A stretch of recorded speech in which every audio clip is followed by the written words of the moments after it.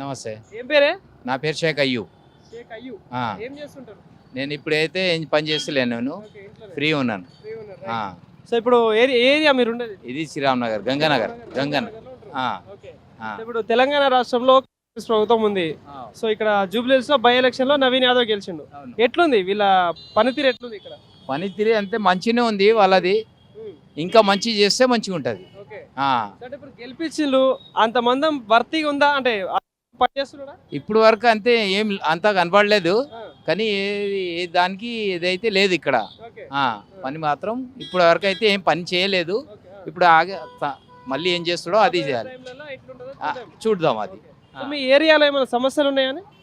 సమస్యలు అయితే ఏం లేవు, రోడ్ల కొద్దిగా సమస్యలు ఉన్నాయి. వర్షాకాలం వస్తుంది. వర్షాకాలం వస్తుంది, రోడ్లు కొద్దిగా బాగాలేవు ఇక్కడ.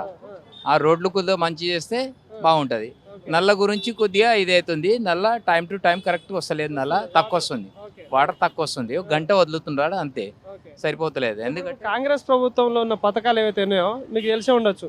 ఇప్పుడు ఫ్రీ బస్సు, కళ్యాణ లక్ష్మి అన్నారు, కరెంట్ ఫ్రీ అన్నారు, గ్యాస్ అన్నారు, ఇట్లా చాలా పథకాలు అన్నారు. ఏంది అందుతున్నాయా?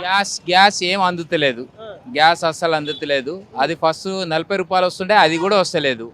ఆ 40 రూపాయలు కూడా వస్తలేదు, ఇది కూడా వస్తలేవు. ఓకే. ఆ, సో అంటే కేసీఆర్ ప్రభుత్వం నచ్చిందా, రేవంత్ రెడ్డి ప్రభుత్వం నచ్చిందా? కేసీఆర్ ప్రభుత్వం అయితే మంచిగా ఉండే, ఆయన ఏదైనా చెప్తే అది కంప్లీట్ చేస్తుండే.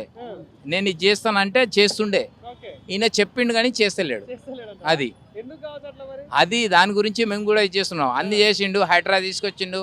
కొంతమంది మంచిగా ఉంది అంటే అన్నారు, కొంతమంది మంచి లేదని చెప్తున్నారు. అంటే ఎవరిది పోతుందో వాళ్ళు మంచి లేదని చెప్తున్నారు, ఎవరిది పోతలేదో వాళ్ళైతే మంచిగా ఉందని చెప్తున్నారు. సుఖపడితే ఎవరైనా చెడ్డ లేదు చెప్పాడు. అంటే కేసీఆర్ 10 ఏళ్ళు అప్పులే చేసిండు, ఏం చేయలేదని రేవంత్ రెడ్డి అంటాడు. నిజమేనా అది? అది నిజం అంటే వాళ్ళకే తెలుసు, మనకేం తెలుసు. మనమైతే అంటే మీరు పథకాలు ఇచ్చిన దాని ప్రకారం అందుబాటు ఏమైనా లబ్ధి పొందిలా అని? అంటే మాకైతే వ్యవసాయం లేకుండా అప్పుడు మా దగ్గర అంటే కేసీఆర్ గవర్నమెంట్ ఏమైనా పథకాలు? మాకైతే మంచిగా అనిపించింది, కేసీఆర్ గవర్నమెంట్ మంచిగా అనిపించింది.